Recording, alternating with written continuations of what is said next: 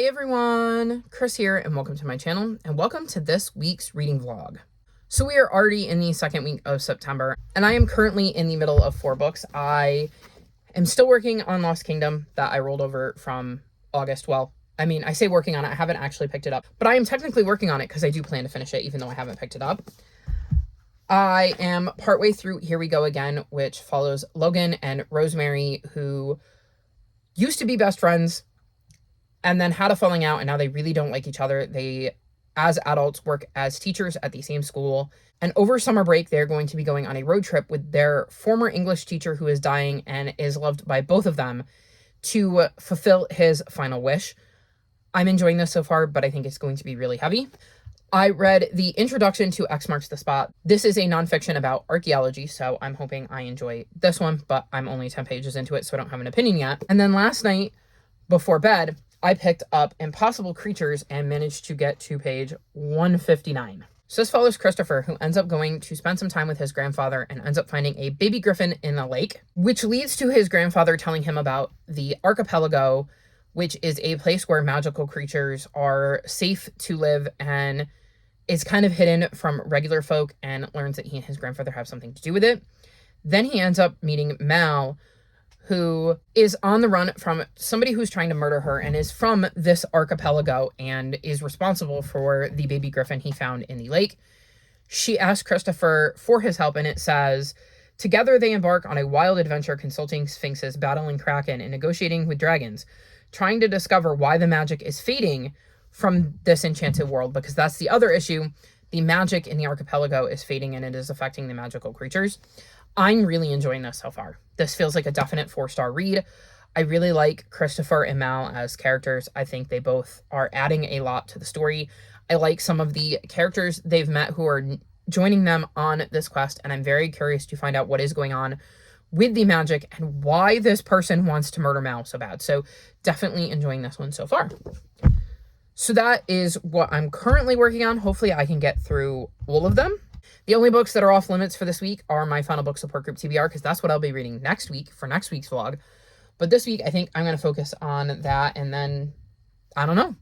We'll have to see, because you might not get tons in this vlog, depending on what I read for other vlogs, because I have my Readathon Rebellion vlog and my series September vlog going on in the background. So we'll see what I can get up to, and I will definitely 100% check in with you in a couple of days to give you all an update.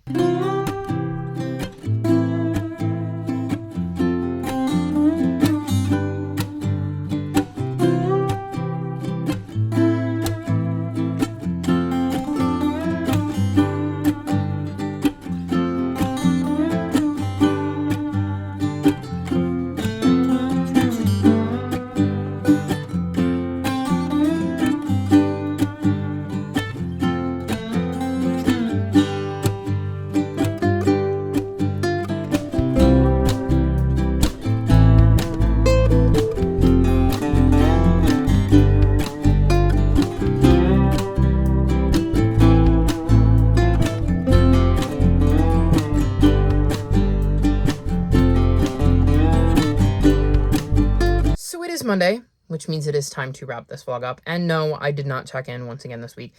I did have the best of intentions. I told you I was going to take some of the critter footage off my phone, create like a video, put it on my YouTube for private. That way I just had the footage, but I didn't need to store it on my phone. And alas, it took days to upload, days. It didn't complete its upload until like Saturday afternoon. And at that point, there was no point in me checking in, and I just did not have the room on my phone to do so prior to that. So I did not get to check in, but I should be able to check in more frequently next week, and I do plan to do that because that is the final book support group. You'll have to wait for next week's vlog for all my final book support group stuff. In this week's vlog, I'm going to wrap up what I actually read this week that wasn't for either Series September or the Readathon Rebellion. So first, I finished Impossible Creatures, and I gave this 4 stars. So I think I had started this when I kicked this vlog off, because I feel like I read some before bed and I filmed in the morning, but don't hold me to that. I haven't rewatched the clip yet to edit it. So if I'm repeating myself, I apologize. So in this book, we follow Christopher, who is staying with his grandfather and ends up finding a baby griffin in this hidden lake. His grandfather ends up telling him about this hidden area where all sorts of magical creatures live, and it is for their protection. And Christopher's family are like gatekeepers and protectors of this lake, which is kind of like a portal between the hidden land and the rest of the world. And that is how the baby griffin got there. The same day he pulls the griffin from the lake, he ends up meeting this girl named Mal, who's running away from somebody who is trying to murder her. And she is from this hidden land. And he ends up going with her to help her figure out what's going on. And it leads them on this crazy adventure as they try to figure out what's going on. And Christopher learns more about this magical hidden world he didn't know existed. I was really intrigued with this. I liked Christopher and Mal. I liked following their journey. I really liked learning more about this hidden world and all the magical creatures that live there. I love the relationship that develops between Christopher and Mal throughout this. I wish I could have gone on this adventure with them. It just seemed, while stressful, also like they got to grow a lot as people throughout it. I'm curious to see where book 2 goes, because there is a book 2, and with the way this one ended, I'm not sure how the series progresses, but I'm definitely very, very interested. And this just is a nice, fun, whimsical, magical series that I think kids will really, really enjoy. I think this definitely would have resonated with me when I was younger. It would have been the type of book that just sucked me in and made me not want to put it down. So definitely recommend this if you have little ones in your life who like mythical creatures and adventures and bits of mystery involved. Then I read Marble Queen, and I gave this 4 stars. This is a graphic novel, and in this we're following Princess Amelia, whose kingdom, Marion, is struggling. Their trade routes have been taken over by pirates, and she, as the princess, has the ability to forge an alliance via marriage to another kingdom. She agrees to do this for the benefit of her kingdom, her people, and her family. And she heads off to the very reclusive and secretive kingdom of Iliad. Once there, she quickly finds out she's not marrying the prince as she thought. She's actually going to be marrying the queen. And this is a lot for Amelia. There's a lot going on in Iliad that she didn't know about. She can see that there is some stuff going on with the queen that the queen is not talking about. And Amelia is battling an anxiety disorder as well. And that is just one more obstacle Amelia needs to deal with in this new situation. I thought the story started out slow, but really picked up towards the end. I really liked seeing Amelia's relationship develop with Queen Salira. I liked learning more about Iliad and why they're so secretive and why nobody really seems to know anything about this kingdom. I love that Amelia, despite her anxiety, was willing to do everything she could for her people. I also think the art does a really good job of kind of showcasing how her anxiety affects her. It feels like thorns trapping her. And I thought that was a really nice touch to kind of have it depicted in that way, where you could actually see in each frame what was going on and how the anxiety was closing in on her, because it does sometimes really, really feel like that. So I thought that was really, really well done. I had a good time with this. Like I said, not a new favorite or anything. I can't see it being one I reread. I wasn't like a huge fan of the art style, even though I did really like how they depicted the anxiety rep in here. But overall, I had a good time and I don't regret reading it at all. Then I read Nosy Neighbors, and I gave this 4.25 stars. This is a bit of a mystery. We're following 2 POVs. We have Dorothy, who is 77, and 25-year-old Kat. Now, Dorothy has lived at Shelley House for years and years and years and years. Kat has just recently rented a room from another tenant in Shelley House. Kat and Dorothy both have some painful memories in their past, so they tend to be very prickly to new people, which means they don't really get on. And then they find out that the owner of Shelley House wants to tear it down, and neither one of them is happy about that, especially when one of the residents is viciously attacked and nobody seems to know what actually happened.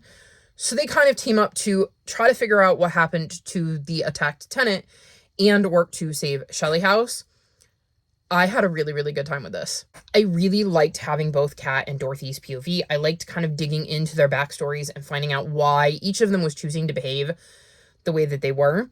I like the way they team up and how very different they are, and yet how they seem to complement each other in the way they go about investigating what happened to this resident and why, and if it has anything to do with Shelley House being torn down, and if there is any way they can stop what is going to happen to Shelley House. There is also an adorable dog involved that I think brings a little bit of humor in what are definitely some heavier topics. This was a perfect palette cleanser. It was completely different to everything else I've read recently, so it was really nice to dive into something that was quite different. I really like Freya Sampson's writing style. I think this is the third book I've read by her. Yes, I've read both The Last Chance Library and The Lost Ticket and really enjoyed both of those. So I think her writing style just really, really clicks with me, and I have a fun time with it every single time I pick up one of her books. So highly recommend this author and cannot wait to dive into another read by her, hopefully in the near future. Then I read Fire, and I gave this 3.5 stars. Y'all, I did it. I finished the Septimus Heap series.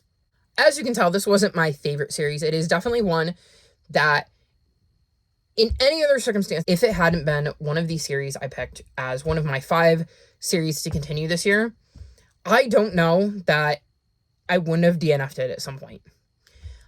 Because it was one of my series to continue, it factored in heavily to phase out your series-a-thon. So I didn't want to DNF it because I had already slotted these books into certain spots. But this is a series that I feel like would have sat in my jar, and I would have just left it there. And then it would have come out one day, and I would have looked at it and go, you know, I don't want to keep reading it. It was fine. It was a perfectly fine series. They were easy reads despite their size. They read really quickly. I just don't think I got attached to the characters the way I needed to read something this long. This follows Septimus Heap, who is the 7th son of a 7th son, and he is believed to have died on birth. He is taken away. He is obviously not dead, and his family does not know that he survived. His father goes out for a walk to try to clear his head and start to deal with his grief of losing his 7th son, and finds a baby in the snow and ends up taking her in and adopting her and making her the 7th child in their family. And we kind of see the family and their life and Septimus and his life and where things go from there. There's some very interesting magic in the series that I thought was fun to learn about. But like I said, I don't think I got invested the way I needed to. I don't think I got attached to the characters. One thing I will say is that I really like in each of these books, that you have like the final page, and then in this one, like I'll show you here. So you have like little snippets at the end. In this one, it's slightly different. It says endings, whereas in the other ones, it has had some sort of note. Let me see. I think Dark is here on my shelf next to me because I haven't unhauled these yet. I'm trying to remember how it is worded. Oh, what happened in the dark domain and afterward? So there is a little section that gives you little snippets into other characters that are not like the main characters and what was going on. But in this one, they kind of give you a epilogue for each of the major players in the series that survive the series. So I thought that was kind of interesting, and I really liked that touch, but it is definitely a series I won't be rereading. I'm going to unhaul it because these are chunky books, and with it being a series I'm not going to reread, I don't need to take up valuable shelf space with it. So I can officially say that I finished that series, and I know now that it is not necessarily my favorite series. And hopefully if I pass it on to a little one, they will enjoy it a little bit more than me. Or if I stick it in a little free library, somebody will be really excited to come across all 7 books at once. Because I do actually own the entire series. Then, onto a book I did enjoy and was not expecting to enjoy as much as I did. Blades of Fury, Volume 1. I gave this 4.5 stars. So this was in the new section at my library. So on my library's website, there is a spot where you can look at new stuff, like new books that have come in. And every once in a while, I'll go through there because I know authors my mom really likes. I don't necessarily follow them to see when their new books are coming out, but every once in a while, I will catch that they have released a new book in that section. So I always look, and I always see what else is in there. I found some really fun children's picture books that way. I found a couple of different series. I think The Pumpkin Princess is a series I found that way. The second book just recently came out, and I'm very excited to read it. And I think that's how I found the first book, was just browsing what was new at my library. And this happened to be on there, and it looked interesting. So I decided to request it, not really knowing much about it, just basically a cover thing. And this is obviously a graphic novel, and it does involve figure skating to some extent. But it's actually battle skating, which is a sport that combines the grace of figure skating with the high-impact sparring of martial arts, which ends up being really, really cool in picture form. And we're following Emile. And he's kind of an up-and-comer, and he ends up beating a well-known, well-established skater in one of these duels. On top of this, Radu is like one of his favorite skaters. He has kind of hero worshipped him a little bit. He figures he's got no shot, but during the battle, he ends up learning something about Radu that could completely destroy Radu's career, and a friendship develops from this encounter. So it kind of turns from a rivalry to a friendship to maybe something more. And y'all, I could not put this down. I was shocked. I expected to like it, or I wouldn't have requested it. But I was not expecting it to be a 4.5 star and for me to be frustrated that I can't read volume 2. I loved watching the battles and how the routines were put together. I loved watching them train off the ice and how both Emil and Radu started to bring out different sides to each other, how they taught each other things. And I thought it was just super interesting. It reminded me how much I actually love watching figure skating. Obviously, there's a battle component here, but there was a lot of figure skating talk in here, and it's just so well done and so beautifully illustrated. This just sucked me in from the word go. I could not put it down, and I adored every single solitary second of it. I thought that there were some really good friendships in this story. I liked seeing how those progressed throughout it, because we do go through a pretty decent chunk of time in this giant graphic novel, and 1000% will be pre-ordering the second volume whenever that happens, because I need to know what happens next. And then the last book I finished is The Reptile Room, which is the second book in the series of Unfortunate Events series, and I gave this 3.75 stars. So in this one, we are back with Sunny, Violet, and Klaus. If you don't know, in the first book, they end up becoming orphans and get sent to live with the horrible Count Olaf, who does not care about them at all. He just wants to get his hands on their fortune, and they have to thwart his dastardly plan to do so. In this one, they are sent to live with their uncle Monty, who has this reptile room. He's really into all sorts of reptiles, including some snakes. They think maybe they found a good fit, but unfortunately, Olaf is not done with them yet. So once again, they have to figure out how to thwart whatever plot he has come up with. I am enjoying this series. I don't think it's going to be a new favorite or anything, but there are definitely some fun moments in this series. They're really easy reads.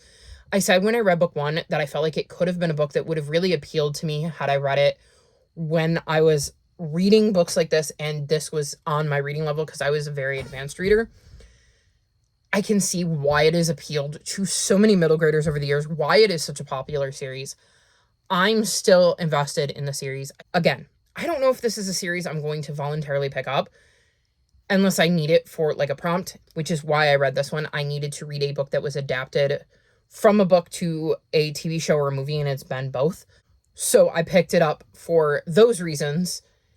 And the first book was a friend pick, so I didn't have any say in starting the series. So again, I don't know if I'm going to be chomping at the bit to read book 3, but if I need it for a prompt and it fits a prompt, I definitely have no problem picking it up. And if it comes out of my TBR jar, I'm not going to complain because, like I said, really quick, easy reads. And I'm enjoying seeing how these children continue to thwart Count Olaf. And I cannot wait to see what Olaf's scheme is in book 3 and how the kids once again stop him from getting his desires. So fun little series, not my favorite, but not a bad series by any stretch of the imagination. So that's all I've finished. That's not all I've read. First, I'm going to mention that I got to page 278 in Lost Kingdom, and I have decided to DNF this series. I think this would have had a better chance of me completing it had I read it closer to book 1. I don't know that I remember enough about book 1 to have not spent most of this book trying to piece together what was happening in book 1 and who all of the characters were and how we got here. But I also know that what I do remember of book 1 and enjoyed feels like it's kind of missing in this one. There's just a vibe that I remember from book 1 that I feel like I'm not getting in book 2. And I don't care about book 1 enough to go back and reread it to read this one. So I'm going to DNF this series. Maybe I'll come back to it at some point. This could be a soft DNF. I do own all of the books, so it is a possibility that at some point down the line, I will come back to this series, but I don't have a lot of high hopes for it. So we're just going to move on from this one because I don't really have much more to say about it because I've already deleted what was going on in the series from my head. All I know is it followed a kid named Joey and had something to do with magicians. But magic was also real. So, like, I'm talking, like, stage show magicians and, like, magic tricks, but, like, also magic was also real, and the magician was the one that told Joey the magic was real, and that's really all I remember. So we're just going to move on from that series. Then I made a little bit more progress in X Marks the Spot. I'm now on page 34. We're reading about the Rosetta Stone and how that was discovered and who was involved and, like, the movements it made. So, like, it was found and then it got moved here, and just learning the general history around it and all of the work that went into kind of cracking the code on the Rosetta Stone. So interesting so far. And then the last update I have is that I have made some progress, and here we go again. And I'm not on this chapter. I was listening to the audiobook. I have like half an hour left in the audiobook, so okay, let me see. I definitely read that. I think this is where I'm at. I'm on page 310. That's what we're going to go with. So, I mean, I'm almost done. So this book follows Logan and Rosemary, who were friends till they were like 14, had a giant falling out, spent the rest of their school years massively disliking each other, eventually ended up being teachers at the same school that I believe they went to school at, and did not like each other as adults either. They both, however, had a bond with their former English teacher, and he informs them he's dying. He'd had cancer. They knew it wasn't great, but everything has been done. There's nothing more anybody can do. He is dying. And his dying wish is for the three of them to take a road trip from, I believe, Portland. Yeah, it says from Washington State. So I believe they're in Portland, and they have to go to Maine. He wants to go to a cabin he owns in Maine. That's where he wants to die. This is his dying wish, and he wants to drive and see part of the United States. Over his last summer, despite not liking each other, they agree to go because they love Joe, their teacher, so much and want to fulfill this final wish for him. So we go with them on this road trip across the country. I don't think this is going to get 3 stars. And I say that not because I think it's going to get 4 stars, but because I think it's going to get 2 stars, like somewhere in the 2-star range. I find Logan and Rosemary uninteresting. I don't care about them. I don't care about their relationship. I don't like either of them. I'm not enjoying being in either of their heads, but I care about Joe. I am reading this to read it as Joe's story. I'm reading this as Joe's final journey with these 2 people he likes for some reason. And I want to go on this final journey with him. And it's been worth the Joe bits to at least stick with it. And I'm so close to the end that I'm going to read it, even though I know he's going to die, because we were told explicitly that he is going to die. That's the whole point of this road trip. And I will tell you right now, in the beginning, there's an author's note that says this book contains references to an off-page death of a parent due to overdose, and it includes the on-page death of a parental figure. Please be gentle with yourselves and take care. So I went into this book knowing that at some point Joe was going to die, and we were going to see him die, and we were going to have to deal with that grief. So I'm going to stick with this for Joe. But I have not loved this one. I really like the premise. I just really don't like Logan and Rosemary. I really, really don't like Logan and Rosemary, and that kind of makes or breaks a romance book. If you're not enjoying the characters you're reading and the POV you're following and you can't get invested in the relationship, then I don't have much more to say. It's just, this one has been a complete miss for me, but we'll stick through it so that I can see how it wraps up, and I will let you know in a future vlog what I ended up thinking of this. So there you have it. That was my week. This clip turned out to be much longer than I thought it would be. I did not read that much, and yet I still somehow managed to talk for like half an hour. Though there was a lot of stumbling over my words. I've been having trouble speaking tonight. So if there was a blooper reel from this vlog, it would be full of bloopers, including one of me trying to articulate about the blooper reel. So I'm going to wrap this vlog up here because I need to start my final book support group vlog. And it might take me 5 or 6 takes just to be able to say the intro and that it is my final book support group vlog with the way things are going tonight. So thank you all for joining me for this week's vlog. All of my social media is linked in the description below if you'd like to come chat with me. If you've made it this far in the video, leave me emojis relating to figure skating. Like this video and subscribe to my channel, and I'll talk to you next time. Bye!